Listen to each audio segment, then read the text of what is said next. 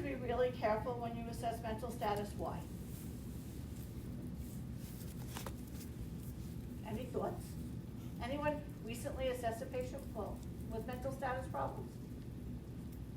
Any of you ever have a situation where you walked into a room and you're having a conversation and you think the person is perfectly alert, oriented, and then he says, and when you leave, take the elephant with you? You're like, oh, I guess he wasn't as oriented as I thought. So think about the questions that you're asking, think about what you're listening to, and think about how you can discriminate whether or not the patient's mental status is actually intact. And sometimes what are some of the tests that we do to see if a patient is intact? Do you know? Do you remember from assessment? What do we ask them to do? State their name. State their name, their date of birth, what else? Where they are. The president, where they are, what time of day it is. And another one that's used is like to count backwards by 7, starting at 100. Okay, I can't do that, ever. 100, 93, I'm done. So according to that neurologist, I would be not mentally capable. I already told you, I am math aversive. I just don't do it. My brain does not compute. It doesn't mean I'm not intact neurologically. It just means I can't do math. So we have to think about some of the things. If somebody's been in the hospital for 5 days and we're waking them up every 3 hours or every 4 hours, and they're a little confused because they don't know if it's 9 o'clock in the morning or 9 o'clock at night because the curtains are closed and they have no idea where they are, they're not necessarily not intact. So just be careful before you make a judgment. You do need to have an idea about the cranial nerves, so you do the cranial nerve test. Now, you're not going to do them every single time, but big ones you should be doing. You should be looking at eye movements. You should be listening, see if they can hear. You should be looking at their tongue and which way it goes. You should be seeing if they swallow. Are we always going to do a blink? Not always. Are we going to do a Babinski? Probably not. Unless the patient has a neurological problem, then you would add that to your assessment, but you're not going to do that on every patient. Motor function has to do with how the muscles are working in relation to the innervation of those muscles, right? Because muscles work because they have nerves. They send signals from the brain to the muscles, or sometimes it's automatic. We would like our heart to be automatic, and it's automatic because it's got nerves, and the nerves fire, and then our heart beats, and that's a good thing. But when we're talking about motor function for a neurological exam, we're usually looking at tone and strength. The tone of the muscles. So what's the tone? We can have 3 choices with tone. Anyone know what they are? Flaccid. The opposite of flaccid. Rigid. And then normal. Right, what we would consider normal tone. Now, normal tone for a bodybuilder is not the same as a normal tone for a 90-year-old. So it has to be relative to the patient. And then the second thing that we do with motor, besides tone, is strength. And how do we test strength? Hand grasp, foot pushes, things like that. Cerebellar exams and sensory, what does the cerebellum do? Balance, gait. So we want to look at balance. And then sensory, again, we're not going to be doing big giant sensory tests with our orange peels under the nose and all that kind of good stuff, which is fun to do when you're in a lab, but people don't really like us to stick orange peels under their nose. But we do want to make sure that they can see, that they can hear. If they've had a stroke, we want to know where they can feel on their body. So you might take a Q-tip or a tongue depressor and see where on their body they have feeling. It would also be good for some people to know if they can taste. When you're taking care of oncology patients, one of the first things that goes is taste. And it's horrible because they already lose their appetite because they're sick. They lose their appetite from the chemotherapy, and then whatever they put in their mouth tastes like garbage. And there's really nothing we can do about that, but we should know about it so that we can do some intervention. We can add things like artificial saliva, so that would help with that kind of stuff. It doesn't help a lot. We can tell them about different diets that they could use that might be better. So knowing their sensory capabilities. Reflexes, for the most part, you don't test reflexes as nurses, but you need to know about them. You need to know about the Babinski, is probably the biggest one you need to know about when we're talking about adult med-surg, because what is a Babinski? With these masks, I really need people to say loudly. What is it? The stroke, right, up the side of the foot, right, and under the toes. And what's normal and what's abnormal? Flexion of the toes is abnormal in who?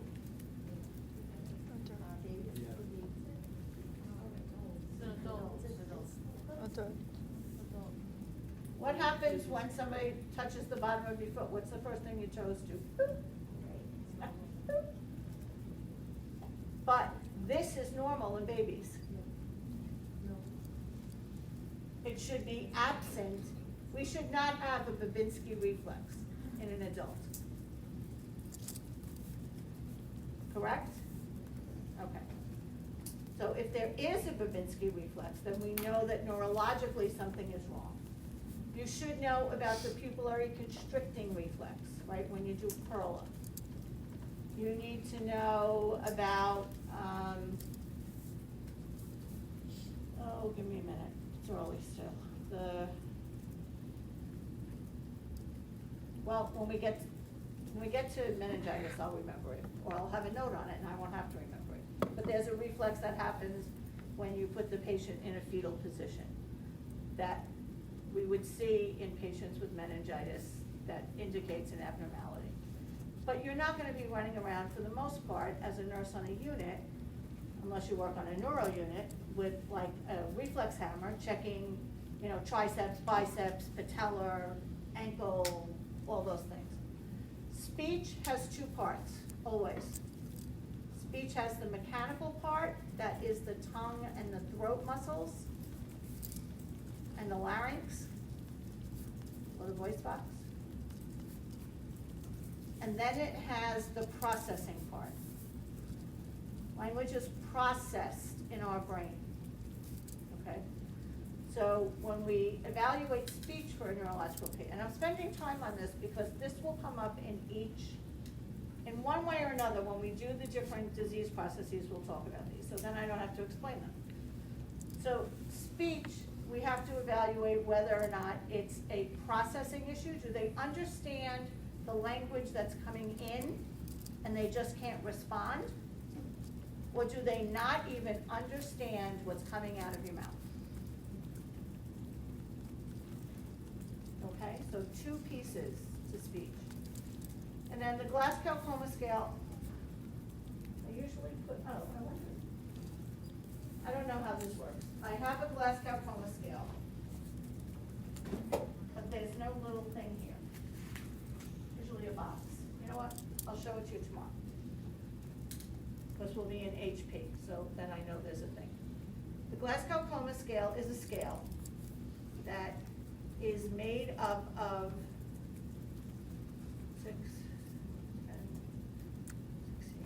15-ish, 15, I think,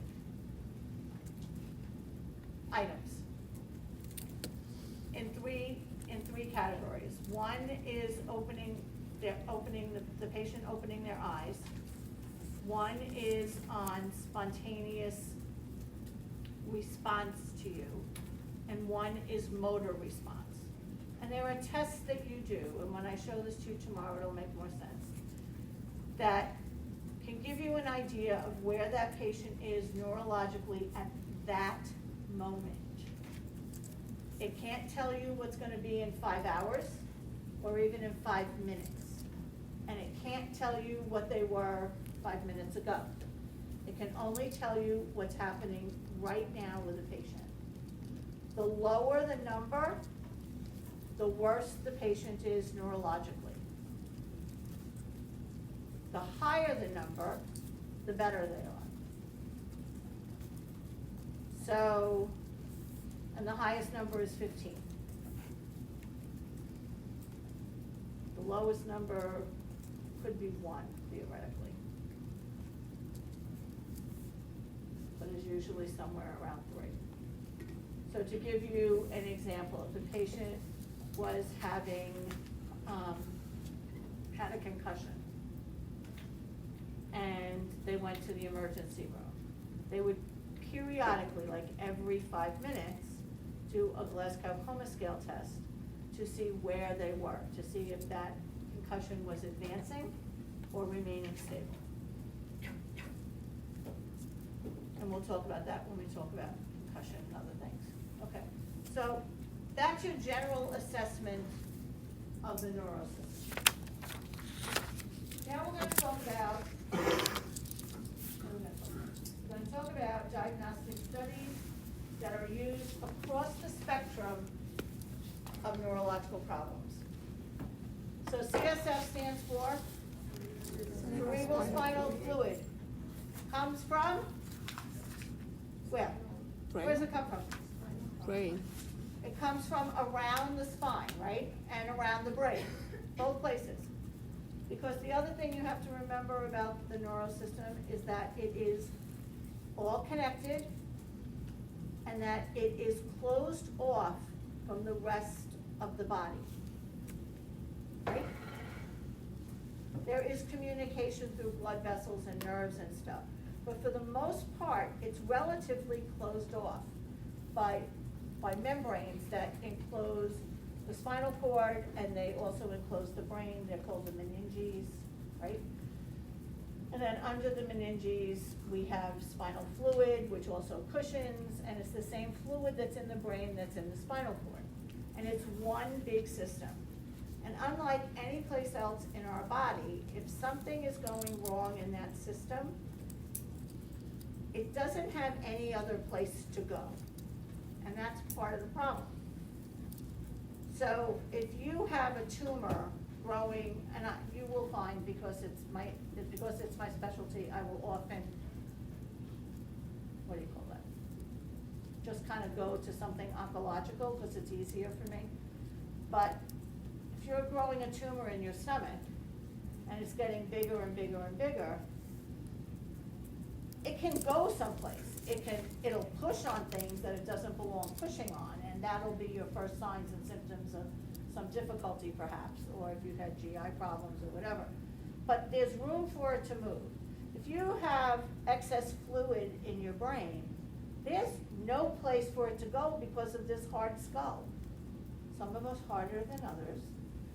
But because of this hard, bony structure that totally encases the central nervous system between the brain and the spinal cord, there's no place for swelling to go, there's no place for growth to grow. If there is a tumor, there's no place for anything to go. And one of the biggest problems we have when we have neurological problems are due to swelling and or overgrowth of tissue, because it changes the pressure gradient in the head, okay? So cerebral spinal fluid is one way of checking what is going on within the system. When we take cerebral spinal fluid, how do we take it? Lumbar puncture. There is actually a second way you can take it. It's not as common anymore, but it is still in your book somewhere, so I will tell you about it. It's called an Ommaya reservoir. O-M-A-Y-A, Ommaya. And they're used for patients who have chronic problems that go on in the brain. For instance, patients with brain mets from cancer can have an Ommaya reservoir place. And people with hydrocephalus can have an Ommaya reservoir place. An Ommaya reservoir is a device. It's small, it's round. It looks, I don't even, I hope in OB you did different birth controls. It looks like an upside down diaphragm. It's like a cup. And then it has, in the middle of it, it has a long catheter. And that catheter is threaded into the ventricle of the brain. The cup is placed right under the skull, and then the skin is placed over it. And you can access it with a needle. So they drill a little hole, they put this there. It's covered, it's like an upside down diaphragm with a little cover. That's self-sealing, so that when you put a needle in it and you take it out, it doesn't leak. Because we don't want cerebral spinal fluid leaking all over the place, that would be very bad. Although some people actually have that problem. And they can take samples, they can give medication, it's easy access to the brain and the spinal cord, so that you don't have to do a lumbar puncture on a patient who has a chronic issue that needs to be addressed within their spinal cord or their brain. They use them in children with leukemia, because children with leukemia often relapse cells from the leukemia, even though there's a very good cure rate. When they relapse spinal cord, because the cells sequester there, they hide. And then a year later, the kid's been in remission, and now they have a spinal cord tumor, or they have a spinal cord problem from leukemia. So with children, they will treat, even if they have no symptoms, they will treat the brain and the spinal cord while they're treating systemically, so that they can prevent these cells from hiding there. So an Ommaya reservoir would be great, because can you imagine having to sedate and do a lumbar puncture once a week on a child for 16 weeks? Because that's what the protocol is. That would be a terrible thing to have to do. And you couldn't do it without sedating them, because then they'd be screaming and yelling and jumping all over, because it's uncomfortable. You take a very large needle and they put it in your back. And it's also very thick. You know, it's usually like a 14 gauge. It's big sucker. So cerebral spinal fluid is used to bathe everything, to cushion it. When there's nothing wrong with cerebral spinal fluid, it is crystal clear. Clear, clear, clear. You actually have to look at the tube to make sure you don't throw out the tube that has good cerebral spinal fluid in it, because it looks like it's empty. That's how clear it is. You must look for the meniscus, or else it goes in the garbage by accident. I speak from experience. Almost.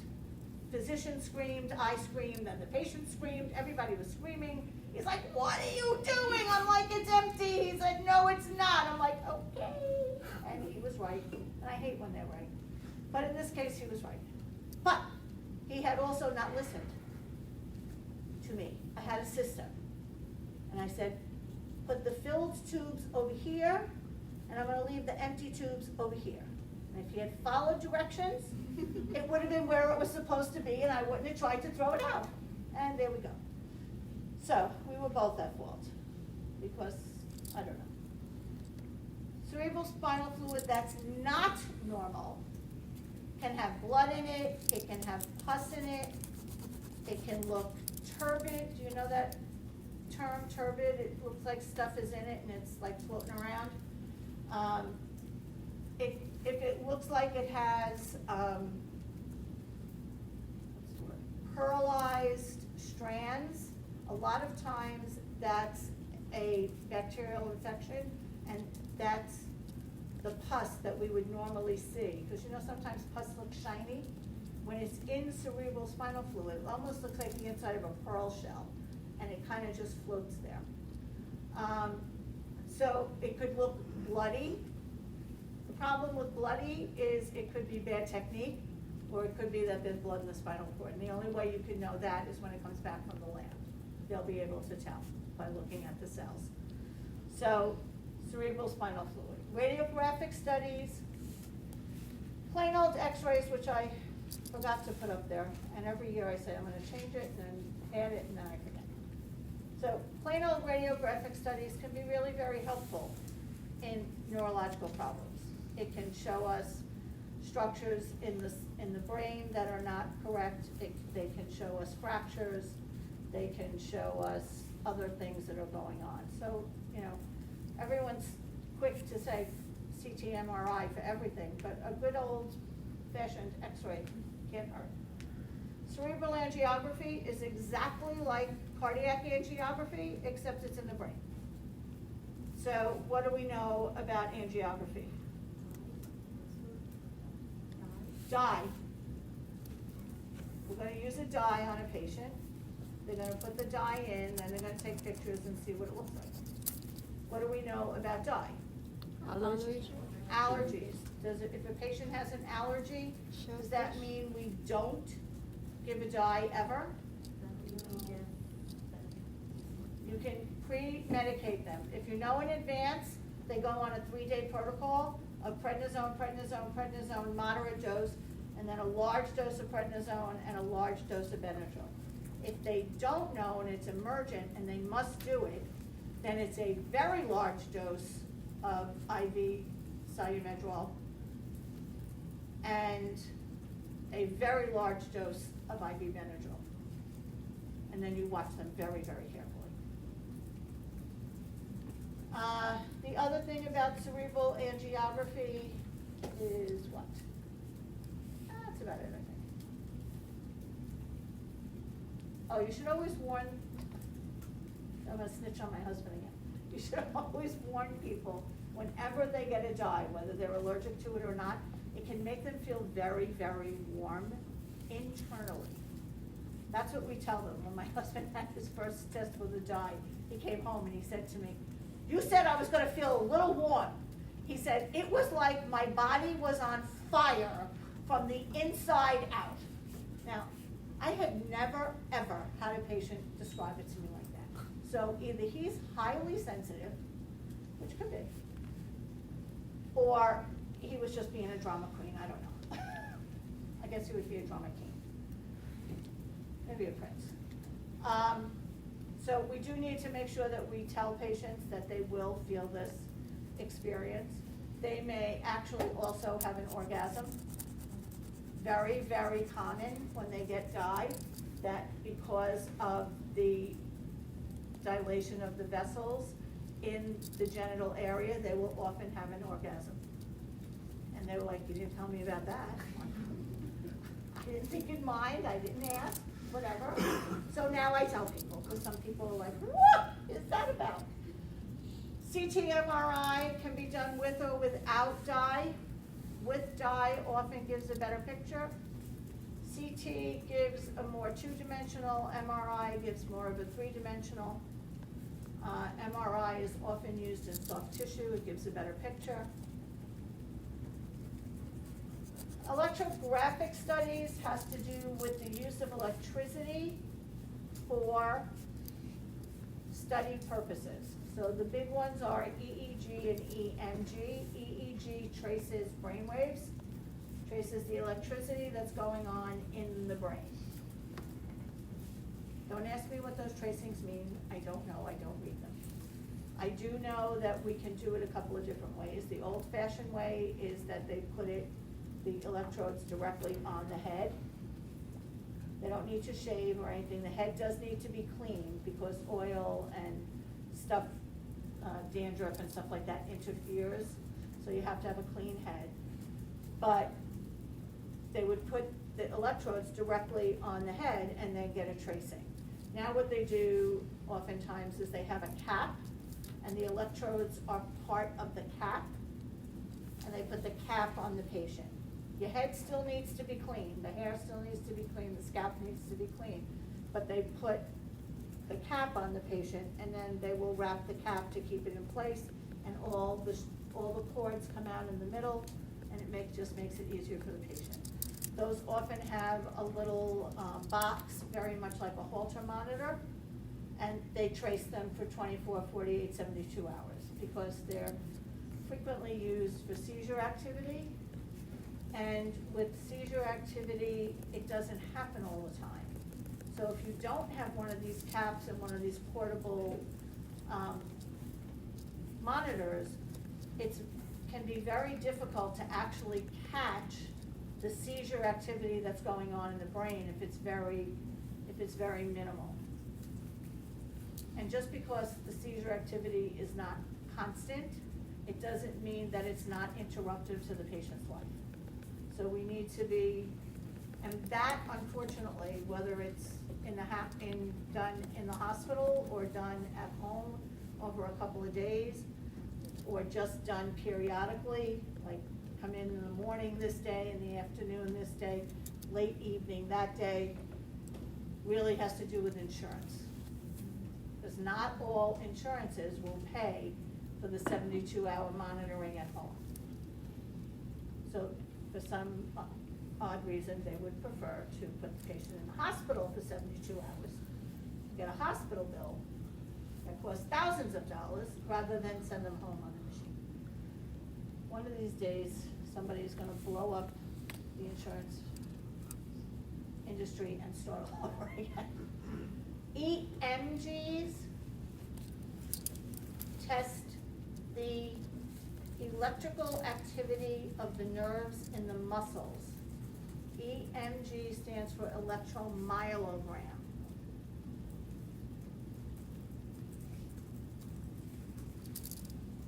So what they do is they do surface, it's a two-part test. They do surface to see if the peripheral nerves are intact. And what they do is they put the electrode on the outside of the leg.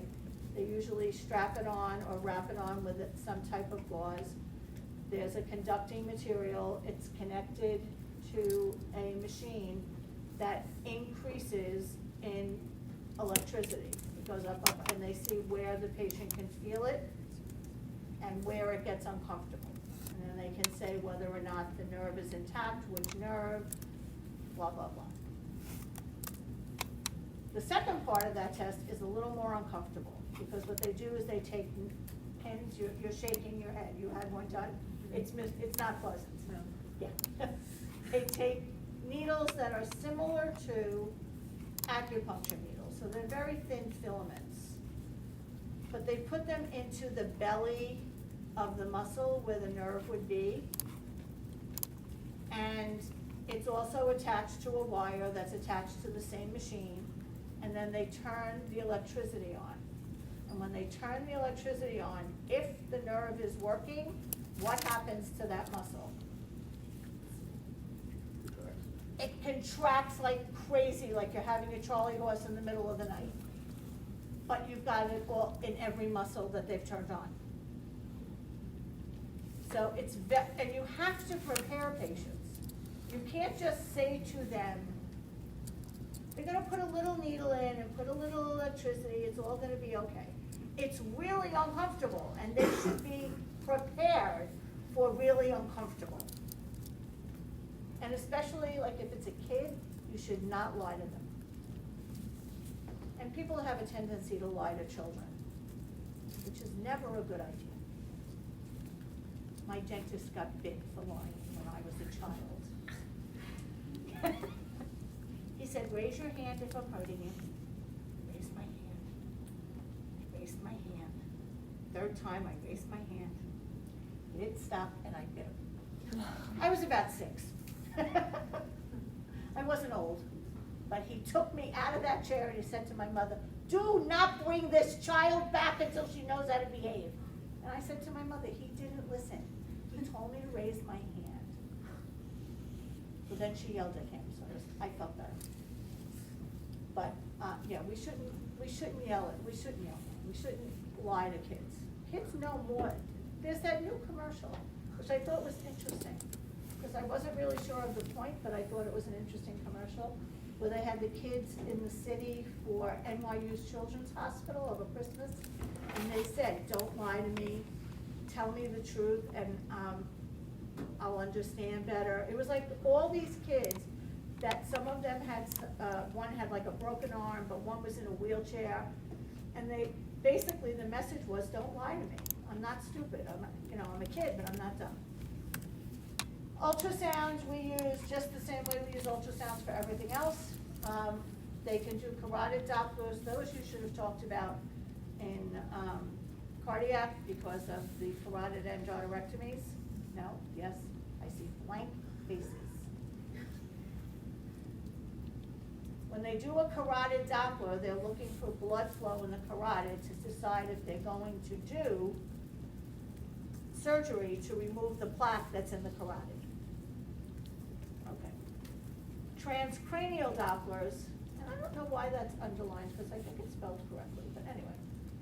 Transcranial Dopplers are when they take a Doppler and they do it on the outside of the skull, and the only thing that shows is external vessels. It doesn't show anything deep. It can't get deep in. It's just looking for the external vessels. So if there's an external vessel problem, they may use that.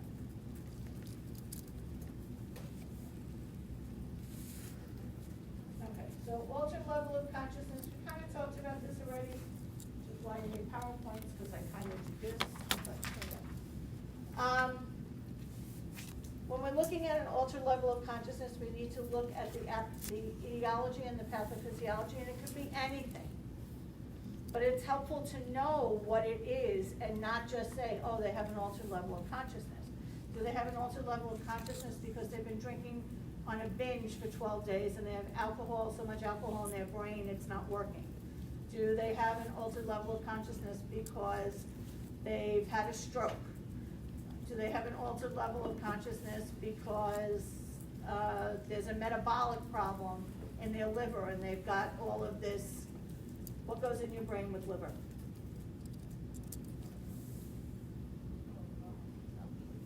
How about ammonia? Okay, ammonia for hepatic encephalopathy.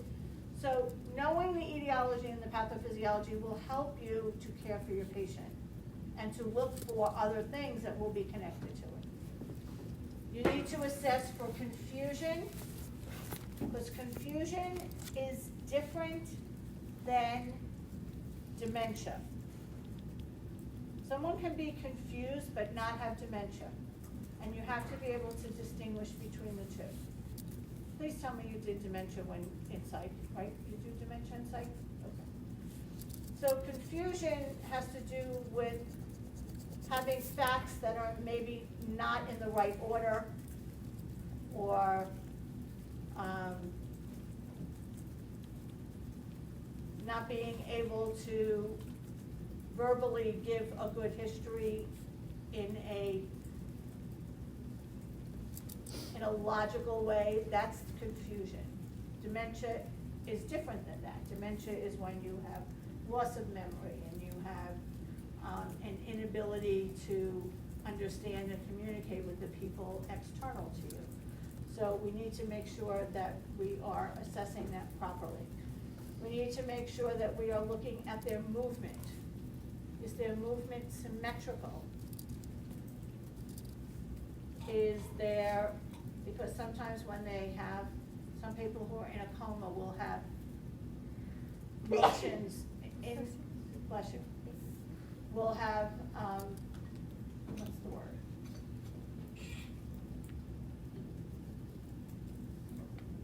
It's really not working today. I think I'm getting too much carbon monoxide from my mask. I'm going to sleep. Involuntary, thank you. Involuntary movements, even if they're in a coma. So you need to pay attention to those kinds of things, because that gives us a clue that there may be something wrong with a certain part of the brain. And are those involuntary movements symmetrical or asymmetrical? Are they rhythmic or are they arrhythmic? So we want to look at a patient's movement. We also want to look at a patient's posturing, and I will show this to you tomorrow also when we have the overhead projector, because I haven't put it into the PowerPoint yet, so I can't show you. But there's decorticate and decerebrate posturing. They mean different things neurologically. They present differently, and I will do that tomorrow, okay? no sense doing it verbally if you can't see it. And the Glasgow Coma Scale we already talked about, and same thing, I will go over it in detail tomorrow.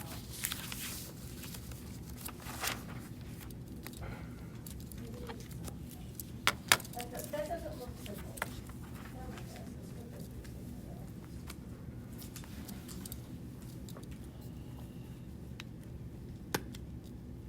Yeah, no, too many buttons that don't make sense to me. We'll do it tomorrow on a machine that I know how to use. Oops. All right, so increased intracranial pressure. I told you a little earlier that one of the more common problems that occurs with the head and neurological problems is when there is excess swelling or excess pressure in the brain, because it then, in the head, because it then pushes on the brain. So now we're going to talk about it. It's called increased intracranial pressure. And that is technically the definition. Prolonged pressure greater than 15 millimeters of mercury as measured in the lateral ventricles of the brain. Right out of a book. Where are the lateral ventricles of the brain? Anyone remember?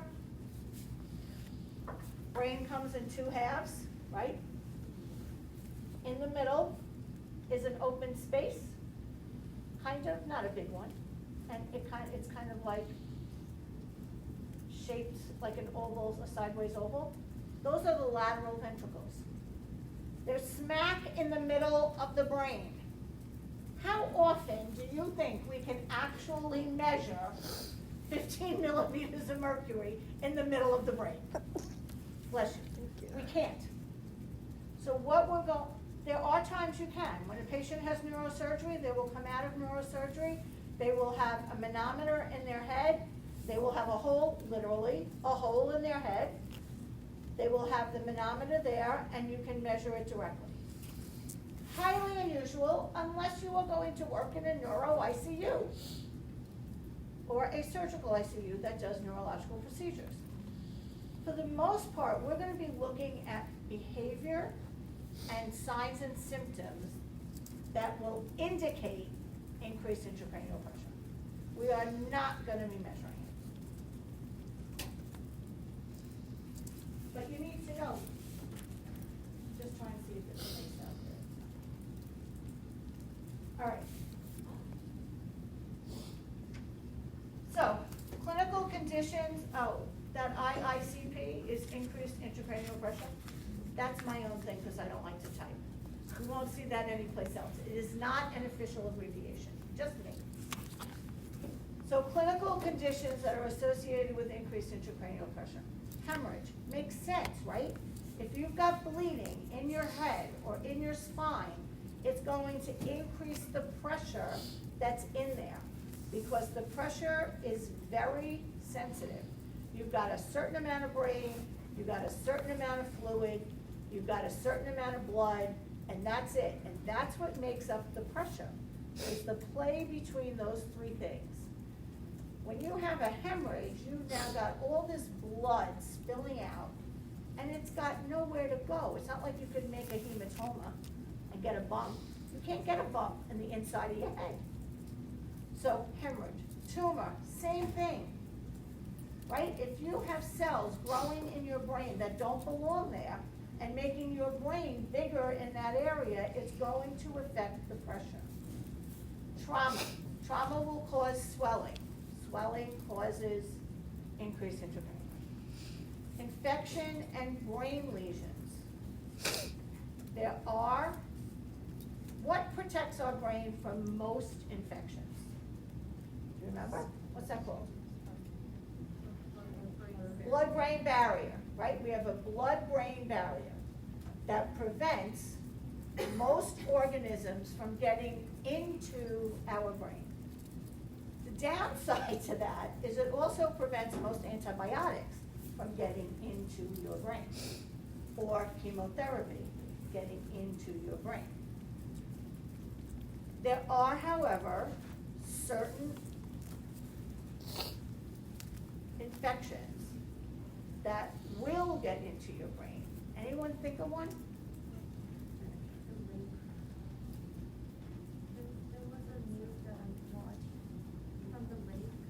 the lake.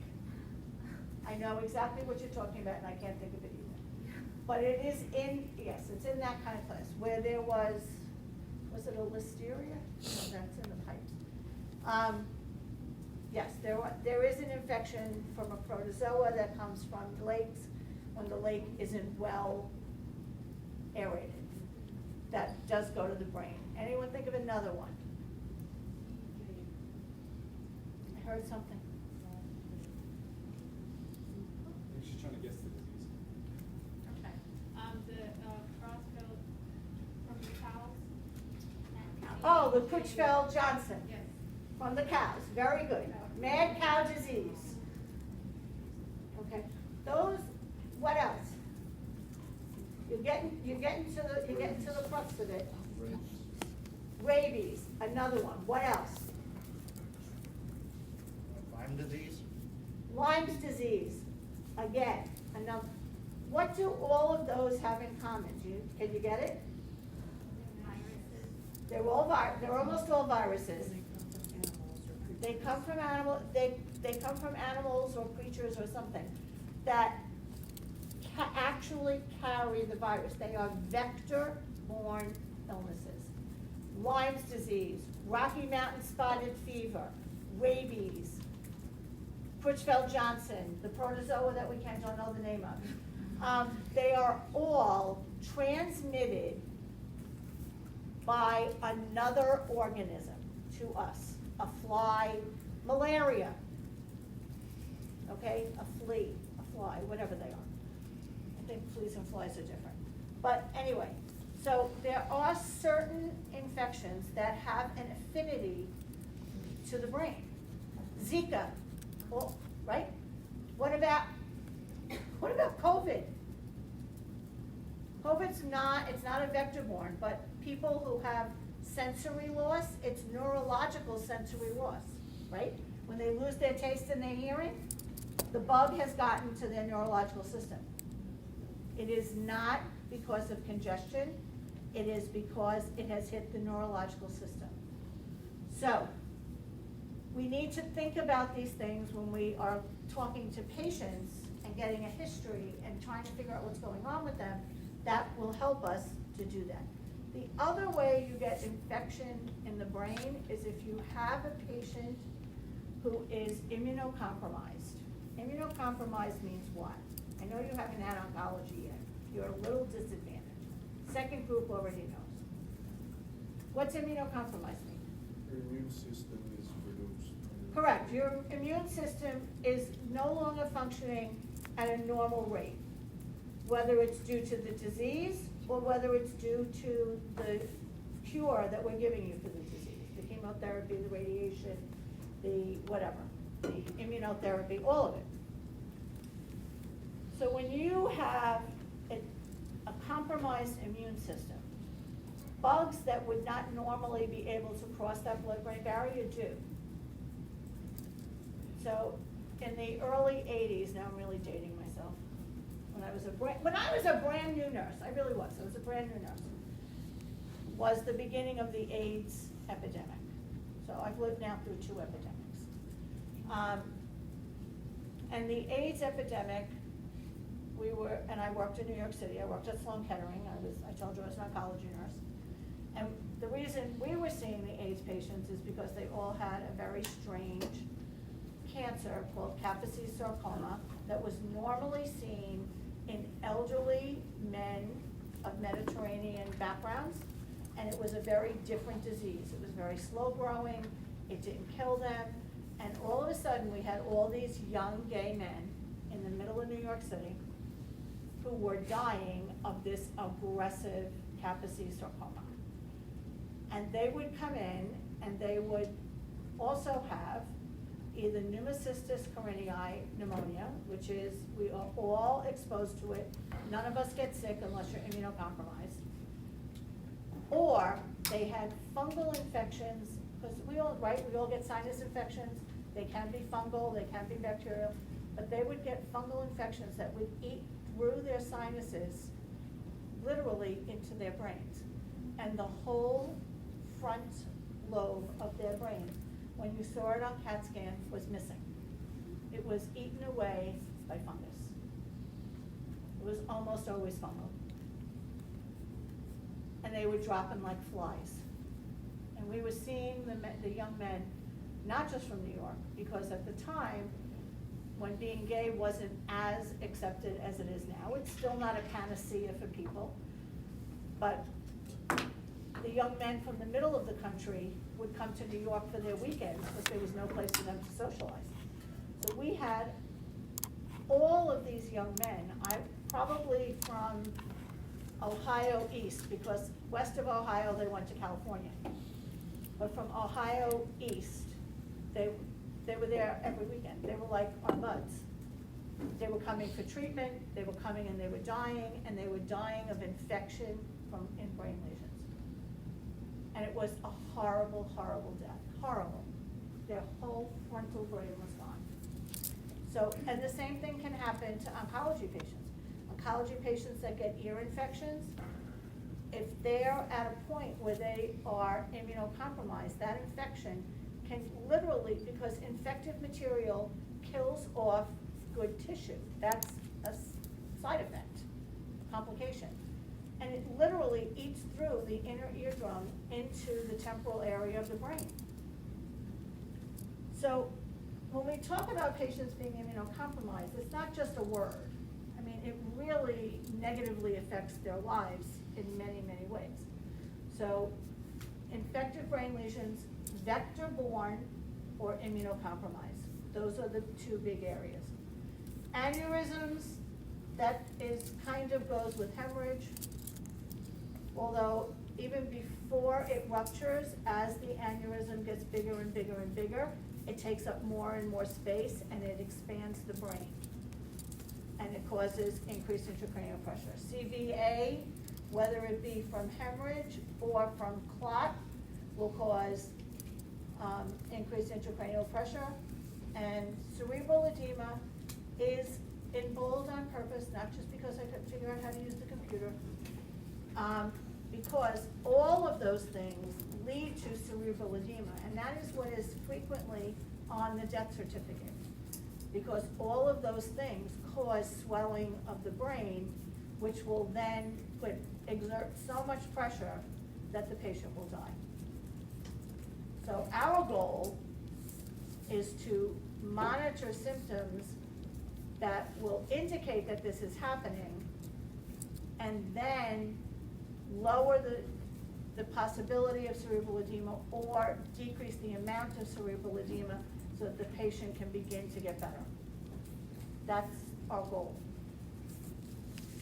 Well, one of us. Okay, so we've been talking around this, but the causes of increased intracranial pressure are, what is this? My foot hurts. Increased intracranial volume. So the volume of what's in our brain, either cerebral spinal fluid or, well, that's increased cerebral spinal fluid. Blood, like those people that hang upside down on those, and for me who doesn't sleep at night, and I watch those silly late night commercials, the guy that hangs upside down from his feet, I keep thinking, what kind of headache he must have, because gravity is constantly now going in the wrong direction. He will increase his intracranial volume just by gravity with that thing.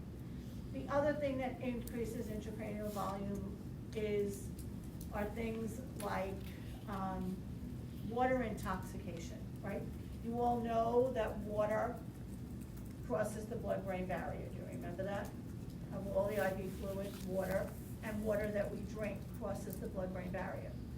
So you can have, in fact, when people drown, they find that they often have not just water in their lungs, but they have cerebral edema because they've gotten so much water, it's water intoxication, and their brain is swelled. So they have died through two causes, really. So, increased intracranial volume. There's also increase in cerebral spinal fluid. Sometimes that's due to damage to the ventricles, because do you remember we talked a minute ago about the ventricles being in the middle of the brain? What's around and surrounding the walls of the ventricles, what the walls of the ventricles are made of are little villi. And those little villi are responsible for producing and absorbing cerebral spinal fluid. So in response to bodily needs, the body says, oh, you know what, the pressure's changing in my head, I don't know why. Maybe my blood pressure dropped for whatever reason. And an easy way to do that would be for the brain to produce more cerebral spinal fluid. So then the little villi make more cerebral spinal fluid, reduce it, and then send it out to the system. If there's too much, the vessels and the villi dilate and they pull it in. So increased cerebral spinal fluid is another cause of intracranial pressure, because there could be a whole bunch of reasons why that system is not working, including but not limited to things like hydrocephalus as a baby that damage the ventricles.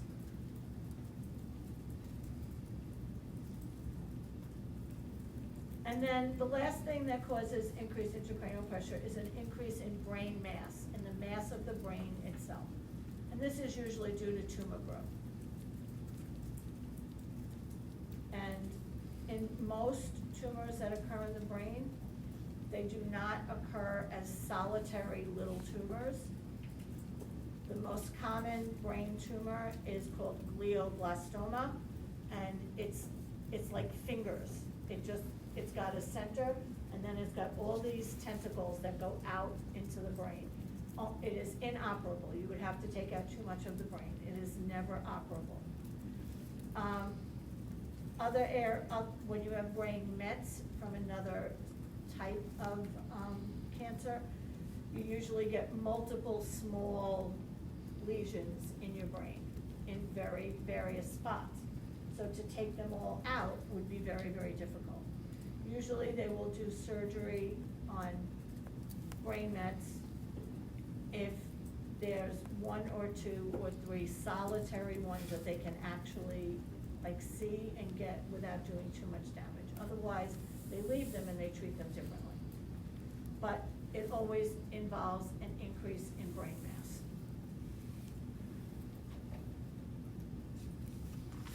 So what I just said about the cerebral spinal fluid kind of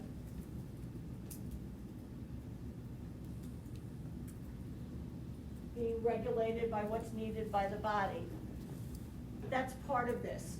So there's an auto-regulation, and it works automatically all day long as we move around, as we change position, as we drink or don't drink fluids and things like that. And the three mechanisms are cerebral vasodilation, cerebral constriction, and the O2-CO2 responses. So vasodilation occurs, do you all know, I don't know where we cover this, I'm hoping you know. Do you all know that our vessels, specifically our veins, have, but the arteries as well, have pressure receptors in them? Okay, so, that would be anatomy and physiology, never mind, it would be us. But, so when the pressure receptors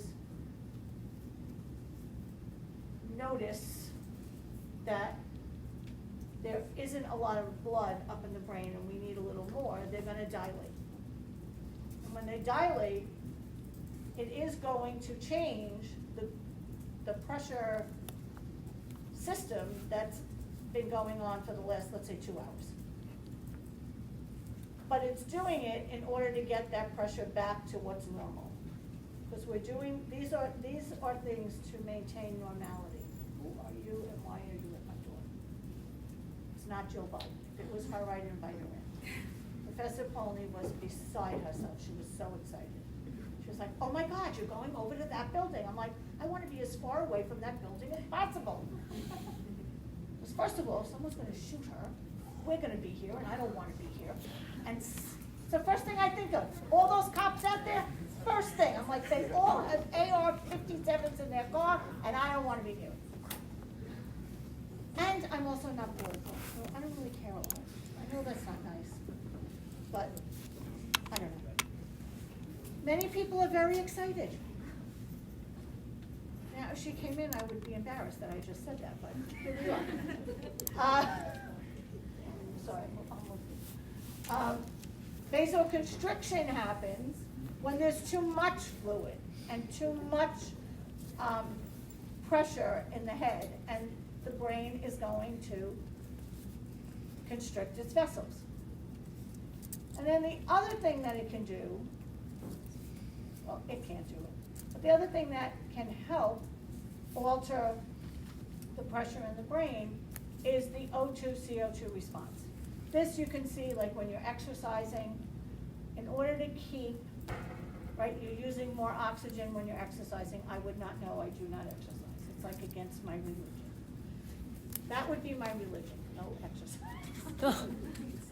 I really hate it, nothing I like about it.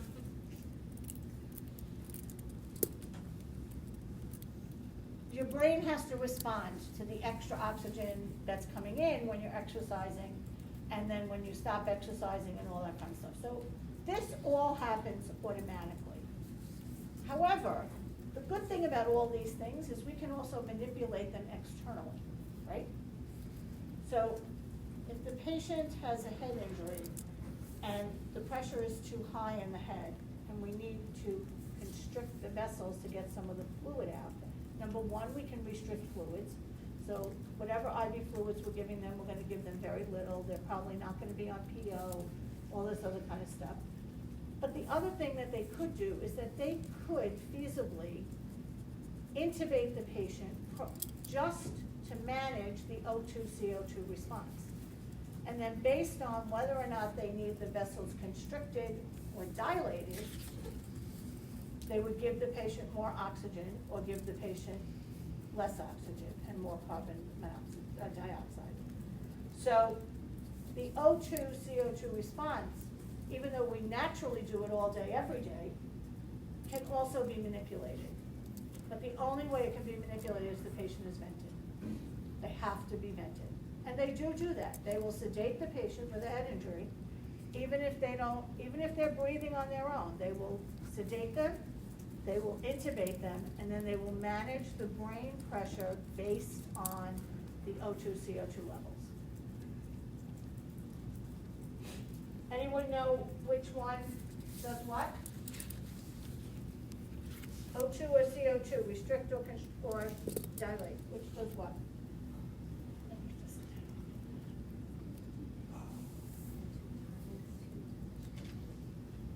I'm gonna have to have a little chit chat with Professor Coleman. Oh no, she didn't do respiratory, she did cardiac. Okay. I can't talk to Professor Ocasio, she's not here anymore. CO2 dilates. Well, I had some. You had a 50-50 chance. Okay, so CO2 would dilate. So if they needed more pressure in the brain to keep the patient going, they would raise the CO2 that was being delivered to the patient. If they needed less fluid and less pressure in the brain, they would raise the O2 and lower the CO2.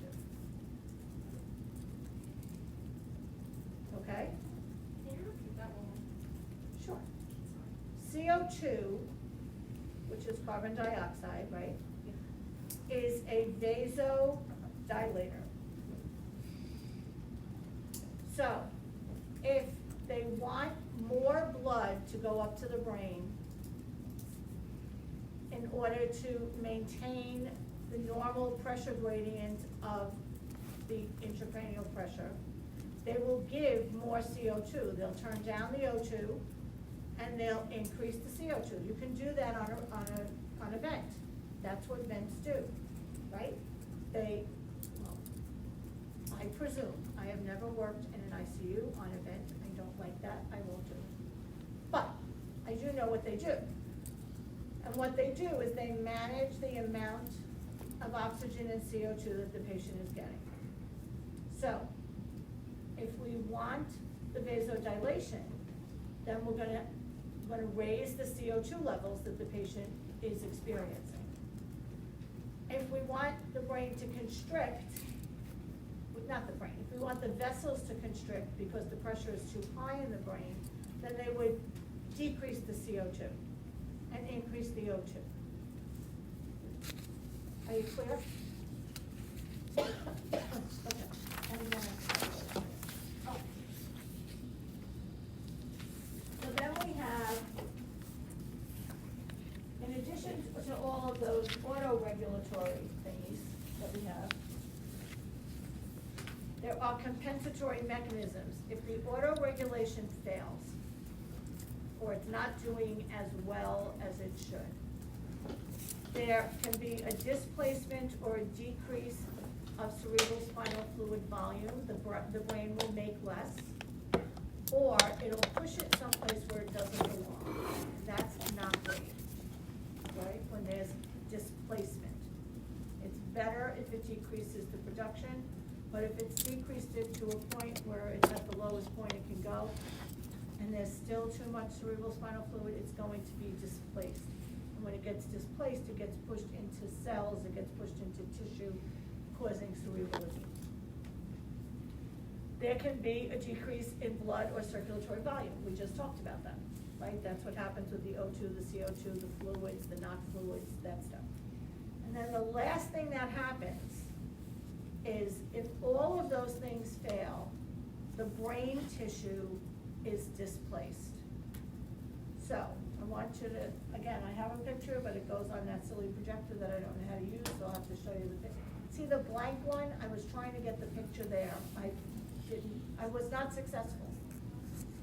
But I want you to just kind of conceptualize, visualize, not conceptualize, visualize. You have a head with a hard skull. You have a brain. You get whacked in the head with a baseball bat. Preferably not on purpose. And it whacks you in the side of the head.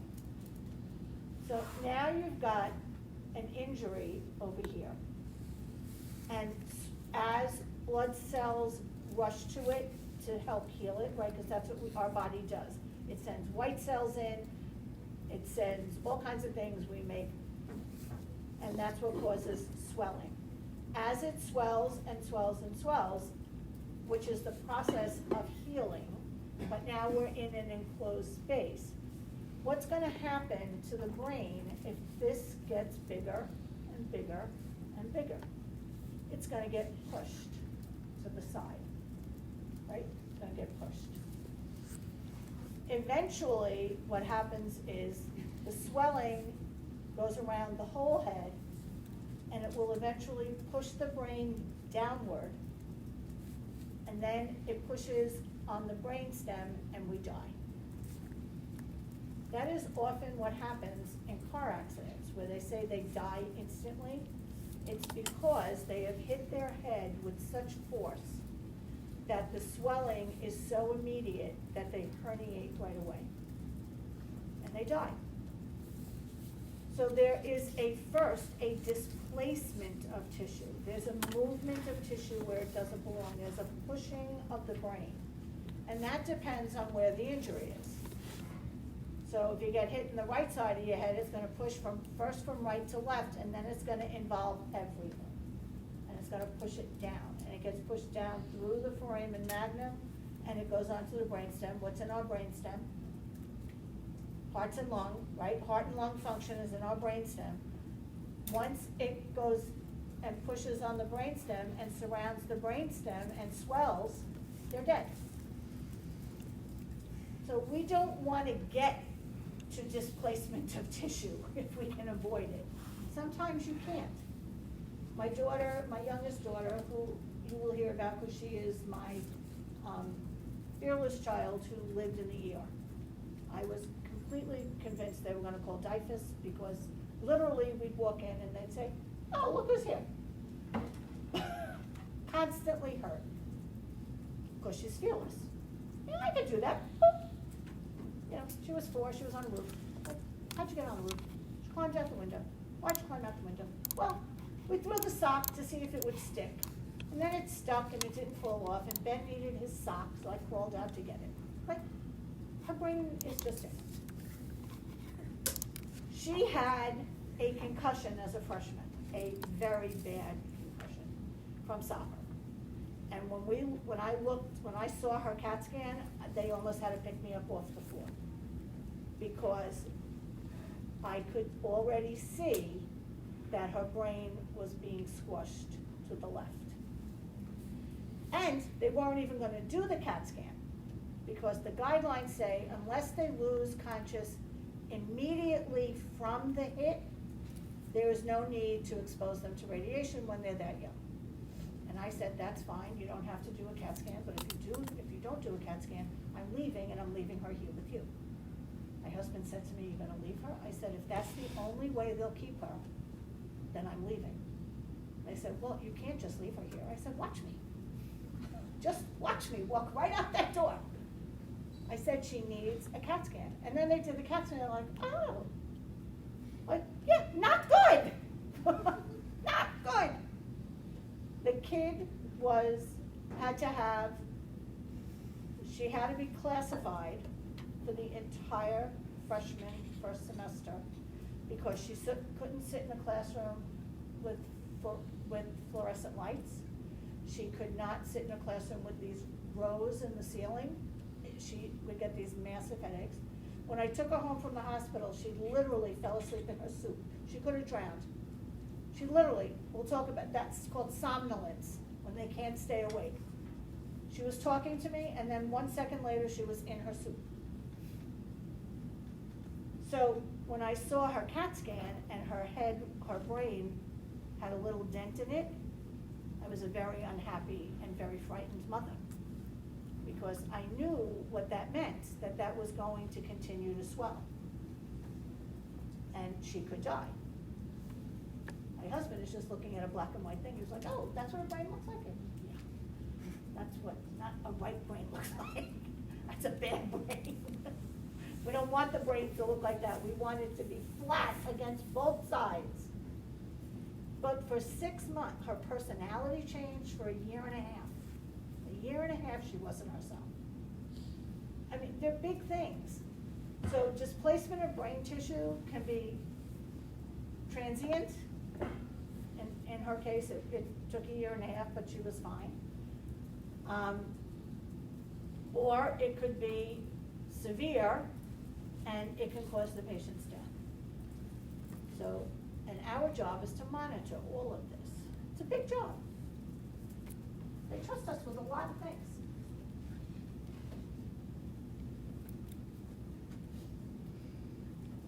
So that brings us to this, which is called herniation syndrome. And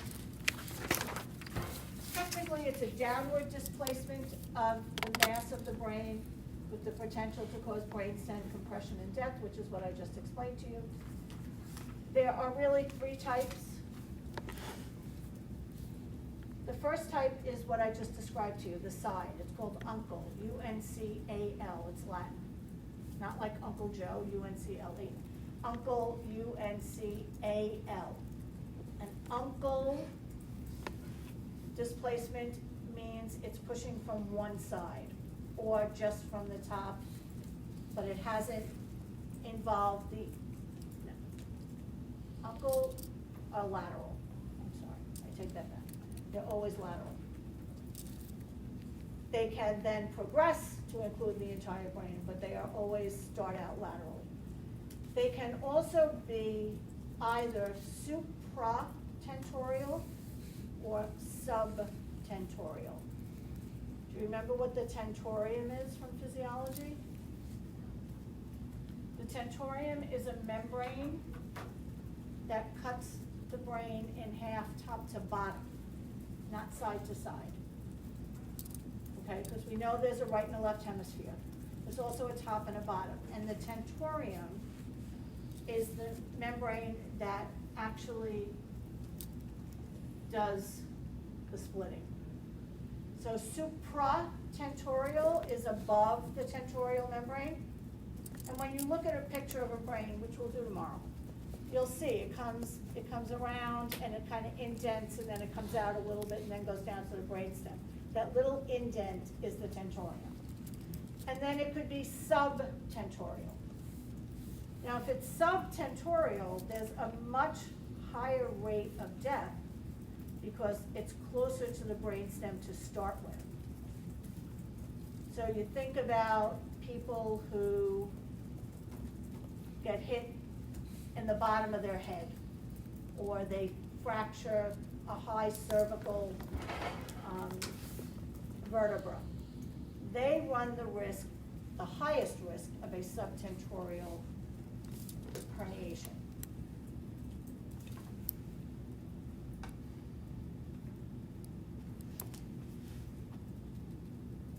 Okay, signs and symptoms. Headache, not just your regular old headache. Headache that is unrelenting, throbbing, gets worse with movement and light. Vomiting, you've all heard about vomiting and concussions and head injuries and things like that. That's all due to the increased intracranial pressure. Vomiting is often described as projectile, meaning literally get out of the way, shoots across the room.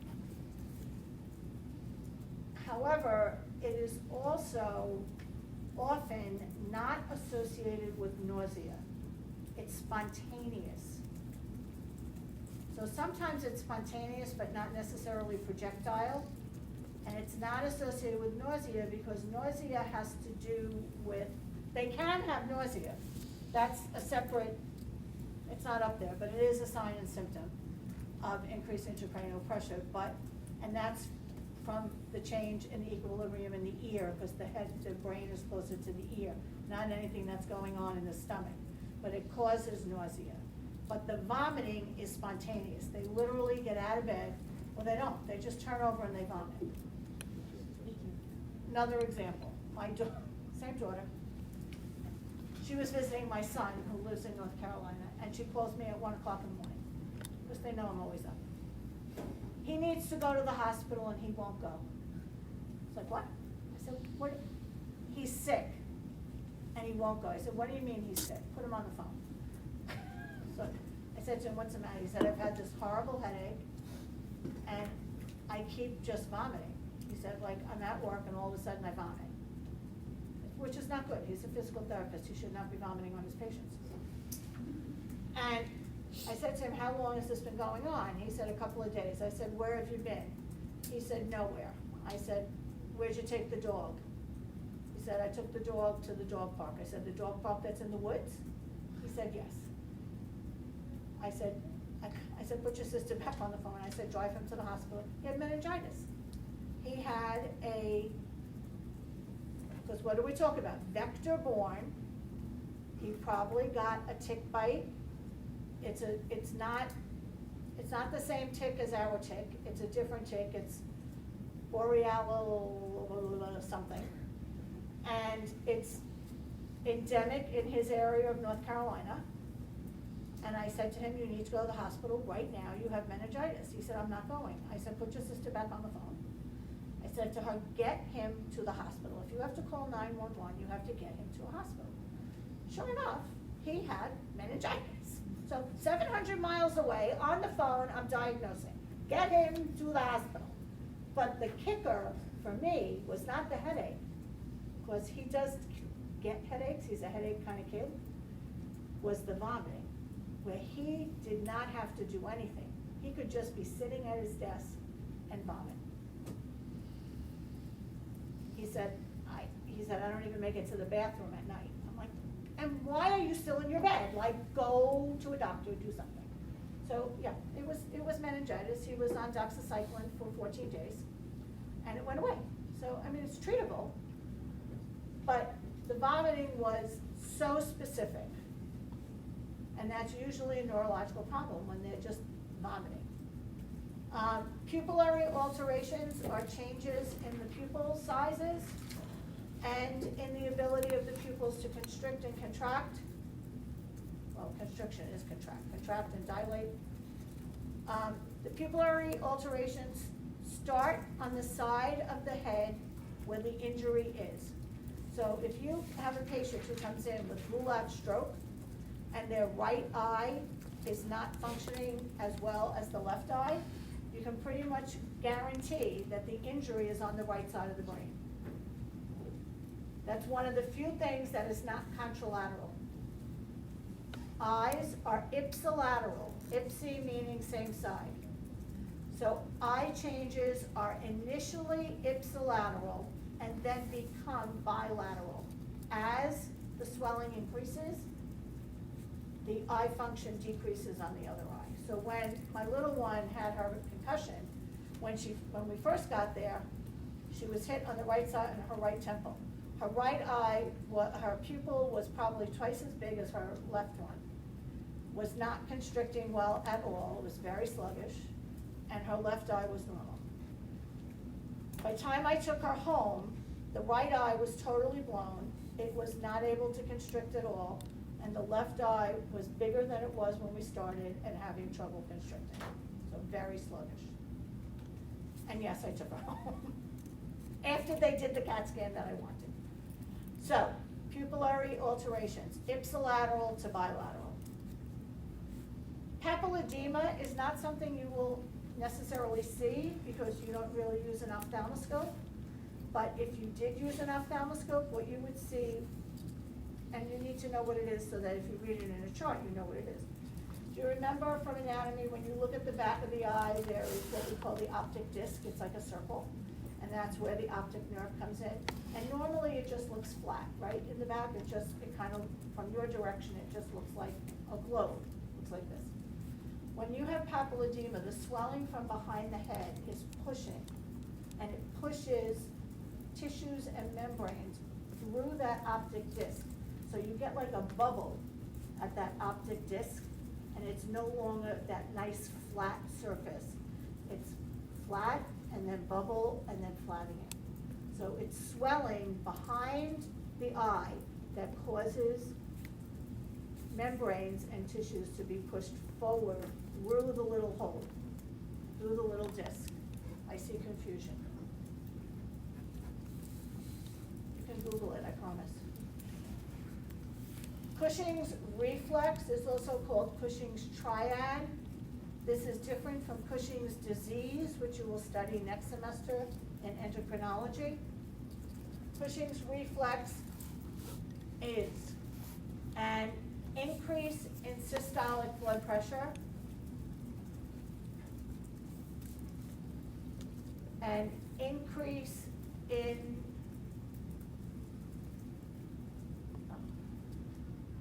what's the difference between systolic and diastolic? What's that called? Okay? Widening pulse pressure. Thank you. Widening pulse pressure and a respiratory rate that is variable. In other words, it doesn't stay the same. It's kind of jumping. So increased systolic, widening pulse pressure, and the respiratory rate that is bouncing all over the place. Posturing, I told you we'd talk about tomorrow. That's another sign of increased intracranial pressure. And then level of consciousness alterations. And we already talked about the level of consciousness alterations.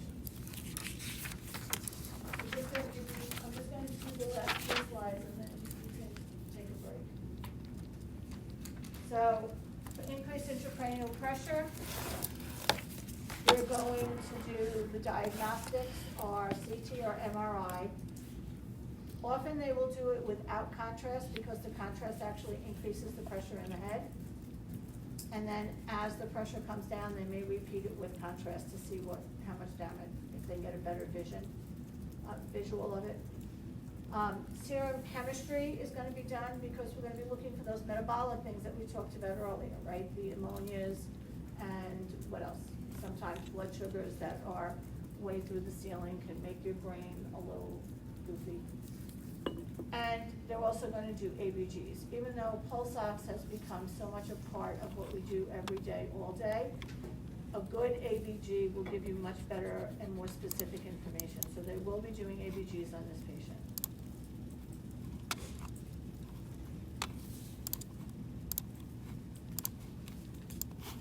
Some of the interventions, really don't even want to say that first one, but you want to assess your neurostatus, and your book says, that's where this came from, every 1 to 2 hours in PRN, and that's really does not do you justice. That should not be the case.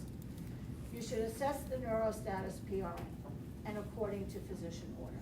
That's really what it should be. Because depending on how stable or unstable this patient is, you might be doing it every 5 minutes for an hour, and then every 15 minutes for an hour, and then whatever. Or you may be doing it every 5 minutes for a day, depending on how unstable they are. So that's what I want you to remember in your head. I want you to do assess neurostatus PRN and according to physician order. You need to maintain a patent airway, that's always right up there. You want to assess bladder and bowel function. I know that seems silly when a patient has a neurological injury, but when a bladder or a bowel is not functioning properly, it actually increases the pressure in the abdomen, and then it increases the pressure on the diaphragm, and then it increases the pressure all the way up. So making sure that everything is working is an important piece of it. These are not patients that you cluster activities with. We're always on your back, right? Get everything done, bring everything in the room, don't go in and out, don't and normally that's true. You want to be as organized and as efficient as you can be. With these patients, any activity raises the pressure in their head. Any activity. Things that you would not think of that would raise the metabolism in the brain, which then raises the pressure. For instance, I thought it would be nice when my daughter had her concussion to take her out for it because she was stir crazy. So I took her sister wanted to go to the store, so I took her to the store with us. Even though she hates to shop, she was happy to get out of the house. We were there no more than a minute. And she said to me, I have to go sit in the car. She couldn't do these lines and the rows in the store are lined up in a grid. And when I took her back for her evaluation, I was telling the nurse practitioner, she said to me, oh God, that was the worst place you could take her. Okay, make me feel worse. I already feel bad. Make me feel worse. I said, I don't understand. She said, you don't understand. We take for granted, but our brain has to work very hard to navigate rows in a store that we see these parallel and then perpendicular lines and the fluorescent lights. Worst place in the world for her. Like, okay, thanks. She couldn't read. I had a teacher who said to me, well, can she listen to books on tape? I'm like, no, we do not want things in her ear that are going to be that close to her brain. Thank you very much. Well, I don't know what she's going to do. She can't read, she can't listen. That's why I had to classify her for a whole semester and a half, actually, because I was getting no cooperation. She would literally go into her English class and put her head on her desk. Latin, and the physician said to me, he said, she took Latin, I don't know why, and math, which she liked. And he said to her, you get the worst headaches in those two classes, don't you? And she said, yes. He said, there's so much brain activity in math that uses both sides of the brain that the metabolism and the use of the brain is enough to increase the pressure in her head. Like, okay, forget it, you're just gonna stay home for a semester, that's all. So we don't want you clustering activities. We do want you to elevate the head of the bed at least 30 degrees. There are going to be fluid restrictions. We'll talk more about these in detail as we go through the different ones. We will be using hypertonic fluids. What do hypertonic fluids do? They pull fluid. So we want to pull the fluid out and get rid of it. So we're going to be using hypertonic fluids. We already talked about the mechanical ventilation and what they can do to manipulate. And then if they've had surgery or if their head was already open because it was an open fracture, they might do direct intracranial pressure monitoring. But they generally generally, not always, but they generally do not drill a hole in the head to put a manometer if there isn't one there already. They don't do it just for monitoring purposes.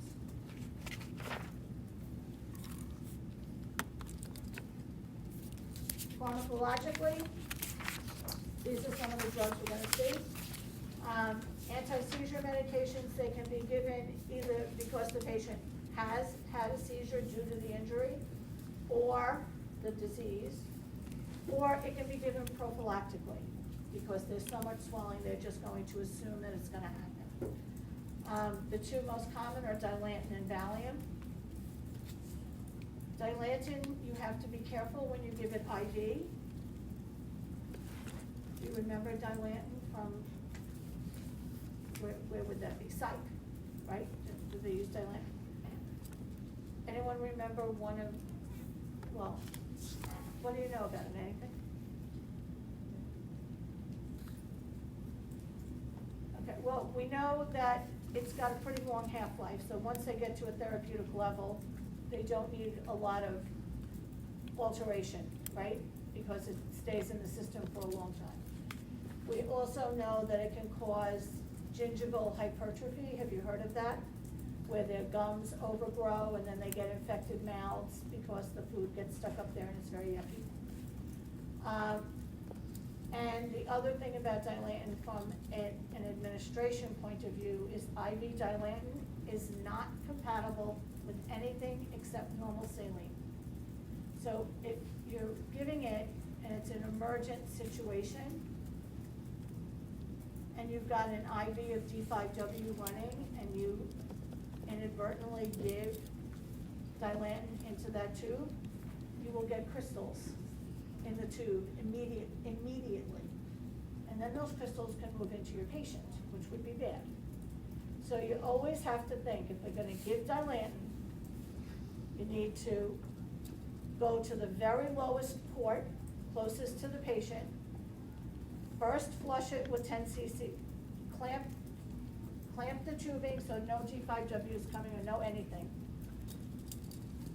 And then flush the port with 10 cc's of saline and then give the Dilantin. Or set up a whole new line with a tiny little piggyback just of saline, so that you don't make a mistake and you just use that line. Because you can't give it with anything with dextrose in it, at all. And you can't give it with lactated ringers either, the same thing happens. You can only give it with normal saline. Corticosteroids, methylprednisolone and Decadron, both can be given IV. Decadron can also be given PO. The nice thing about Decadron, it's an older drug, so number one, it doesn't cost a lot of money if they have to stay on it. And number two, it's a one-to-one conversion for IV to PO. So if the patient's taking 12 milligrams IV, it's just 12 milligrams PO when you take them off the IV. There's no converting necessary. The diuretics that we would use to start moving the fluid out, first choice is osmotic diuretics. Osmotic diuretics are only used generally in the first 48 to 72 hours because they can be kidney toxic if you use them for too long. And they work like magic. They're given IV. What's the number one osmotic diuretic, anyone know? Mannitol. And it can be either mixed into the IV fluid, or it comes in a little bottle. You can just spike the bottle and give it. And it's either 12.5 grams or 25 grams. Those are pretty standard doses. And literally, as soon as you run it in, within 3 to 5 minutes, you've got urine. It's like a miracle. The loop diuretics, the most common loop is? Lasix. And we have to watch what? Potassium. Potassium and dehydration, right. Stool softeners, because we don't want the patient bearing down. If they bear down, they're going to increase their intracranial pressure. So no Valsalva movements. Antipyretics, otherwise known as Tylenol, to keep the fever down. because fever increases the metabolism in the brain, which also increases the cranial pressure. And then sedatives. Valium is a sedative and an anti-seizure, so you can use that for both things. The other sedative that can be used is Ativan. Ativan can be given PO and IV. If you give it IV, it actually can also be given IM, but it's very thick. Have any of you used or given Ativan to a patient? It's like the consistency of maple syrup. It's very, very thick. So when you give it IM, you have to give it in a very large bore needle. So the largest we can really give to a patient is like a 20. But that's and it's very uncomfortable because it's so thick. So choice of administration would be IV if the patient had an IV. And it works very nicely and very quickly. And the other thing about Ativan is it also has a little bit of an amnesic effect, which is a good thing. We like patients not necessarily to remember the horror or whatever's going on that's distressing them. Like we use this all the time for chemo, because you will learn that there's a thing called anticipatory nausea and vomiting for chemo patients, where when they're going for their treatment, they already start getting nauseous because there's a memory piece to vomiting. Did you know that? Any of you ever been pregnant? I know you guys haven't, but for those women. And when you were pregnant, there was one or two things that the smell would just like, you would be barfing on the George Washington Bridge. Yeah. The reason that we then, even after the pregnancy, can't eat that food is the vomiting center and the memory center in the brain are right next to each other and they communicate. So when they communicate, your brain remembers, when you ate that hot dog, you puked on the George Washington Bridge. And so therefore, you can't eat hot dogs anymore for a very long period of time, or whatever it is. And the same thing happens with chemotherapy. They would know that they were gonna get sick, they would know they were gonna get nauseous, and before they even got to wherever they were gonna get their chemo, they'd start vomiting immediately. Once they added Ativan, that had that little amnesia piece to it, it would take away the memory. It did take away the fact that they vomited, but it took away the memory of the vomiting and what caused it, and there was almost no anticipatory nausea and vomiting anymore.